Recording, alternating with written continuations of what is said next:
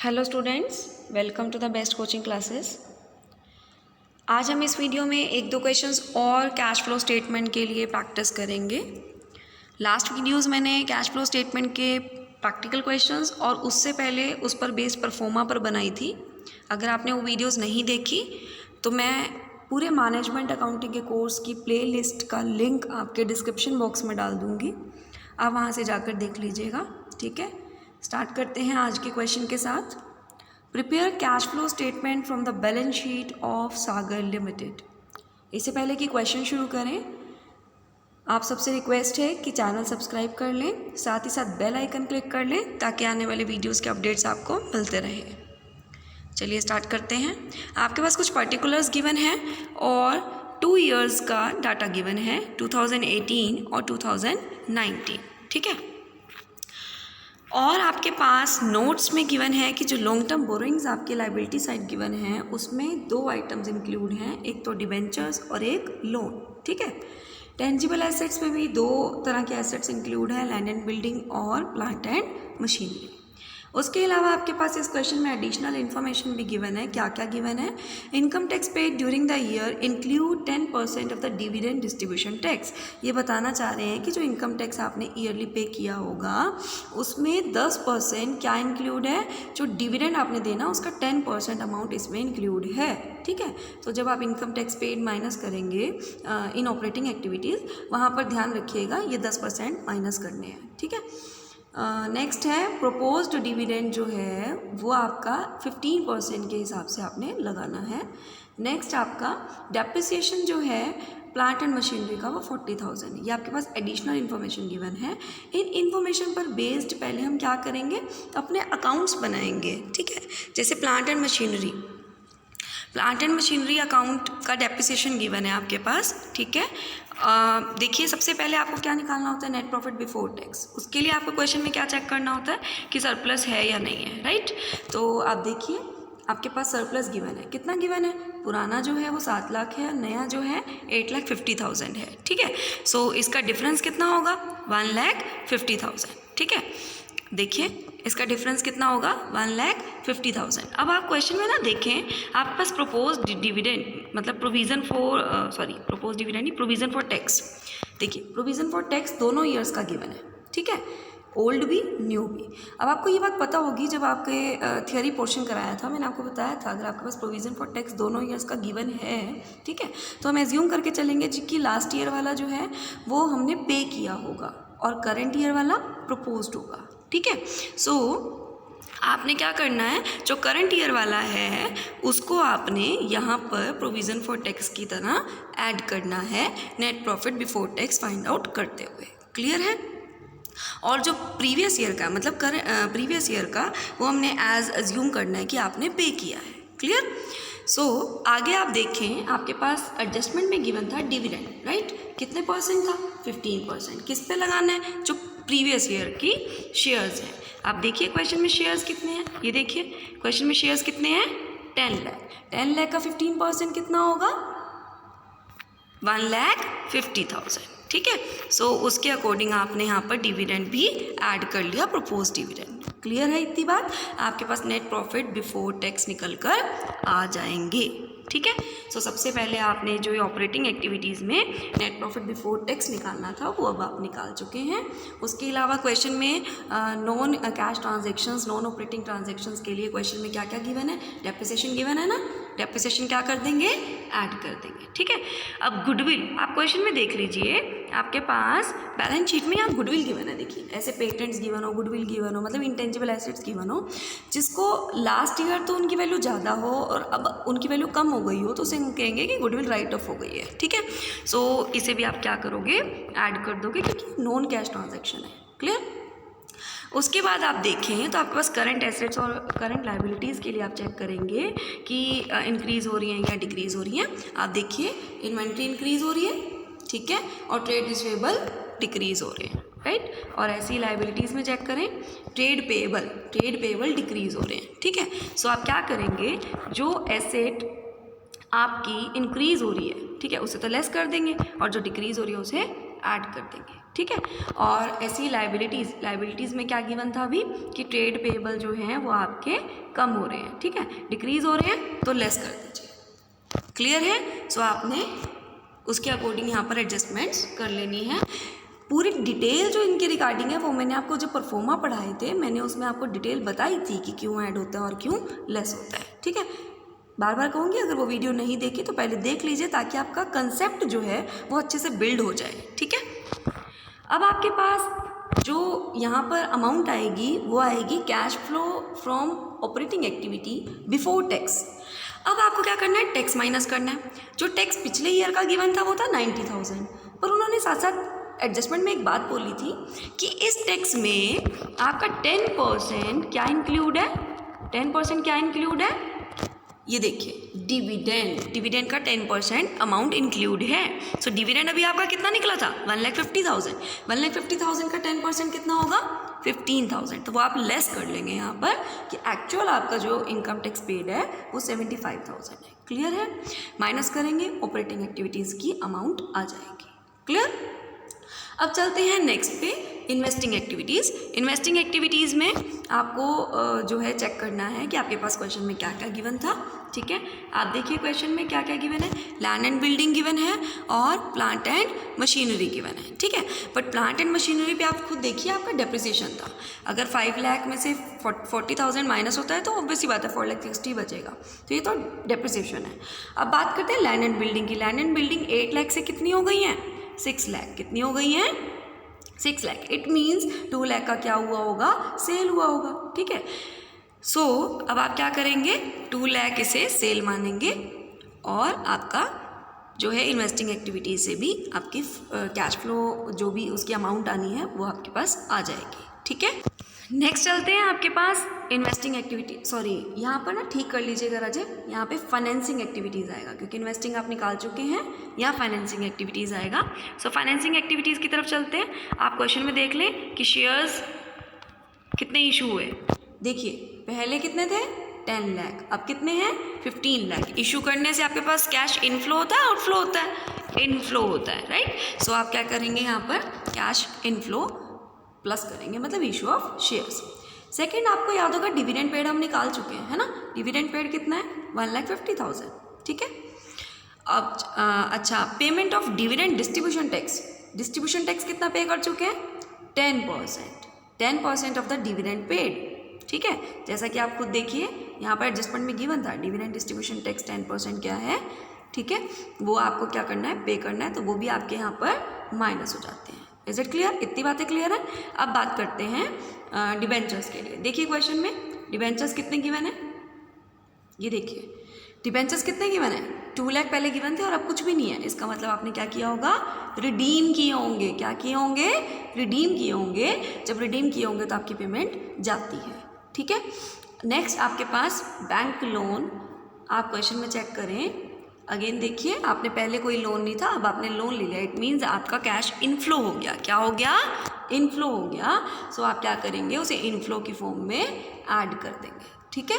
सो अब आपके पास तीनों तरह की एक्टिविटीज़ से जितनी जितनी अमाउंट आती है आ चुकी है, आप तीनों को प्लस कीजिए और क्वेश्चन में cash and cash equivalent in the beginning जो गिवन होगा उसे प्लस करें, वो ऑटोमेटिकली जो आपका cash and cash equivalent at the end के इक्वल आना चाहिए। सो क्वेश्चन में चेक कर लेते हैं कैश एंड कैश इक्विवेलेंट के इक्वल क्या क्या है। देखिए डायरेक्ट ही गिवन है 5 लाख और क्लोजिंग है 12,80,000। सो आप 5 लाख जब ऐड करेंगे तो वो ऑटोमेटिकली 12,80,000 के इक्वल निकलेगा। क्लियर क्वेश्चन, ठीक है। चलिए एक क्वेश्चन और कर लेते हैं। You are required to prepare cash flow statement for the year 17-18 from the following balance sheet.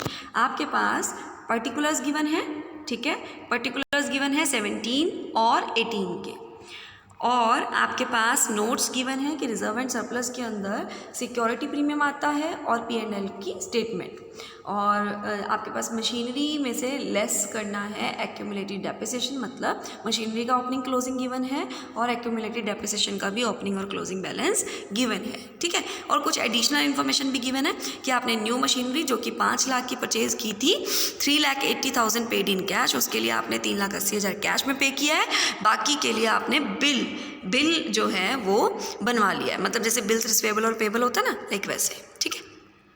आगे बोलते हैं new shares were issued during the year at premium of 20%, मतलब जो न्यू शेयर्स हैं वो इशू किए गए हैं एट अ प्रीमियम, कितने परसेंट प्रीमियम पे, 20%। डिबेंचर्स जो हैं रिडीम हुए हैं वो 1/4/2017 को हो गए हैं। ये आपके पास एडिशनल इन्फॉर्मेशंस गिवन है। सो सबसे पहले आप नेट प्रॉफिट बिफोर टैक्स के लिए चेक करेंगे, क्वेश्चन में रिजर्व एंड सरप्लस कितने गिवन है। देखिए रिजर्व एंड सरप्लस जो हैं उसमें आपके P&L की स्टेटमेंट कितनी है और सिक्योरिटी प्रीमियम कितना है। P&L की स्टेटमेंट है कि पुराने आपके 3,62,000 थे और नए वाले 4,12,000 हैं, ठीक है। सो आप क्या करेंगे, सबसे पहले इनका डिफरेंस ले लेंगे, देखिए 50,000, राइट। उसके बाद आप क्वेश्चन में चेक करेंगे कि आपके पास टैक्सेशन के लिए क्या क्या गिवन है। देखिए क्वेश्चन में प्रोविजन फॉर टैक्स गिवन है, देखिए पहले पिछला कितना है 12 और अब वाला कितना है 10, तो अभी आप कौन सा ऐड करेंगे, अब वाला, ठीक है, करंट ईयर का। तो वो ऐड कर दिया 10,000, तो रिमेनिंग आपके पास जितना आंसर आएगा वो आपके नेट प्रॉफिट बिफोर टैक्स आ जाएगा। क्लियर है इतना। उसके बाद आप देखें क्वेश्चन में पहले तो अब आपको क्या करना पड़ेगा, अकाउंट प्रिपेयर करना पड़ेगा, किसका, मशीनरी का, ठीक है, क्योंकि मशीनरी में उन्होंने बताया, देखिए मशीनरी में जो आपके पास ओपनिंग बैलेंस गिवन था वो यहाँ आ जाएगा और क्लोजिंग बैलेंस यहाँ आ जाएगा। क्लियर। आप एक चीज़ और नोट करें, तो आपने भी जो एडजस्टमेंट पढ़ी उसमें पढ़ा कि आपने जो परचेज़ किया उसके लिए 3,80,000 तो कैश दिए, बाकी के लिए आपने बिल जो है वो प्रिपेयर करवाया, जो आपके पार्ट पर वो बिल्स पेएबल बनेगा, क्यों, क्योंकि आपने पे करना है, राइट, ठीक है। तो ये आपके पास बन गया मशीनरी अकाउंट। क्लियर। अब इसमें कोई बैलेंस आया नहीं। अब आगे आपके पास एक्यूमुलेटेड डेप्रिसिएशन का जो opening and closing balance given था, देखिए यहाँ पे गिवन था, ये देखिए ओपनिंग बैलेंस, क्लोजिंग बैलेंस, ठीक है। सो ओपनिंग बैलेंस जो गिवन था एक्यूमुलेटेड डेप्रिसिएशन का वो ब्रॉट डाउन करेंगे और क्लोजिंग वाला कैरी डाउन करेंगे। इससे आपके पास ये निकल कर आ जाएगा कि statement of profit and loss मतलब बैलेंस कितना है, बैलेंस कितना है जी, 50,000 है। क्लियर। सो 50,000 यानी कि आपका डेप्रिसिएशन है, ठीक है। सो 50,000 यहाँ पर डेप्रिसिएशन आ गया। इज इट क्लियर, ठीक है। उसके बाद आप क्वेश्चन में अपने एसेट्स और लाइबिलिटीज़, जो कि करंट एसेट और लाइबिलिटीज़ होती हैं, वो चेक करेंगे। आपके पास जो करंट एसेट्स क्वेश्चन में गिवन हैं वो क्या क्या गिवन है, देखिए इन्वेंट्री देखिए आपकी डाउन जा रही है, इन्वेंट्री आपकी डाउन जा रही है, इसे आप क्या कर देंगे, ऐड बैक कर देंगे, ठीक है। देखिए इन्वेंट्री आपकी डाउन जा रही थी, आप उसे ऐड बैक कर देंगे। ऐसी आप लाइबिलिटीज़ में चेक कर लें, करंट लाइबिलिटीज़ में देखें आपके पास आउटस्टैंडिंग एक्सपेंसेस क्या हो रहे हैं, इंक्रीज हो रहे हैं। आप इन्हें क्या करेंगे, इंक्रीज हो रहे हैं तो ऐड करेंगे, ठीक है। और सेकंड थिंग, रही बात आपके क्वेश्चन में बिल्स पेएबल की, तो ये तो आपको पता है 1,20,000 क्यों इंक्रीज़ हुआ, रीज़न पता चल गया ना, ठीक है। तो वो तो एक्चुअल में आपने परचेज़ की है अपनी मशीनरी और उस पर बिल जो है वो मेंटेन करवाया है, राइट, ठीक है। अभी के लिए सिर्फ क्या ऐड करेंगे, आउटस्टैंडिंग एक्सपेंसेस के 2,000 रुपीज़, ठीक है। उसके बाद आपके पास क्वेश्चन में जो प्रीवियस ईयर का प्रोविज़न दे रखा था टैक्स का, वो आप लेस कर देंगे, आपके पास ऑपरेटिंग एक्टिविटीज़ की अमाउंट आ जाएगी। क्लियर। नेक्स्ट आप देखें तो इन्वेस्टिंग एक्टिविटीज़ के लिए आपको पता है कि आपने परचेज़ की है मशीनरी, कैश में कितनी परचेज़ करी है, 3,80,000, यानी कि जो आउटफ्लो हुआ है वो कितना हुआ है, 3,80,000 का हुआ है। क्लियर। उसके बाद आप क्वेश्चन में और देख लीजिए, इन्वेस्टमेंट के लिए आप देखिए क्वेश्चन में जो आपके पास इन्वेस्टमेंट गिवन है वो कितनी गिवन है, देखिए पहले 1 लाख थी, अब कितनी है, 2 लाख है। पहले 1 लाख थी और अब कितनी है, 2 लाख है, ठीक है। अब पहले तो हम सबसे पहले इन्वेस्टमेंट अकाउंट बनाएंगे। देखिए इन्वेस्टमेंट अकाउंट बना रहे हैं, सॉरी ये तो बेटा आपके पास शॉर्ट टर्म इन्वेस्टमेंट है, आप अपनी फिक्स्ड एसेट्स में चेक करें इन्वेस्टमेंट कितनी है, जो आपकी करंट ईयर की है वो है 72,000 और प्रीवियस ईयर की है 3,98,000। अब आप अपना इन्वेंट्री का अकाउंट इन्वेस्टमेंट का अकाउंट मेंटेन करेंगे। जो आपकी प्रीवियस ईयर की है वो आप करंट ईयर की प्रीवियस ईयर की ब्रोड डाउन करेंगे, करंट ईयर की कैरी डाउन करेंगे। ठीक है, इससे आपके पास निकल कर आ जाएगा कि आपने ईयरली पे कितनी करी। ठीक है, पे कह रही हूँ सॉरी, सेल कितनी करी। क्यों? क्योंकि आप खुद देखिए ना, आपके पास स्टार्टिंग में तो ज़्यादा थी और एंड में कम है, तो इट मीन्स आपने सेल करी होगी। ठीक है, क्योंकि कोई डेप्रिसिएशन तो गिवन है नहीं, तो क्या की है, सेल की है। जो बैलेंसिंग फिगर आएगा वो एज अ सेल आएगा। तो इसका मतलब आपने ये सेल करी है तो आपके पास अमाउंट आई है।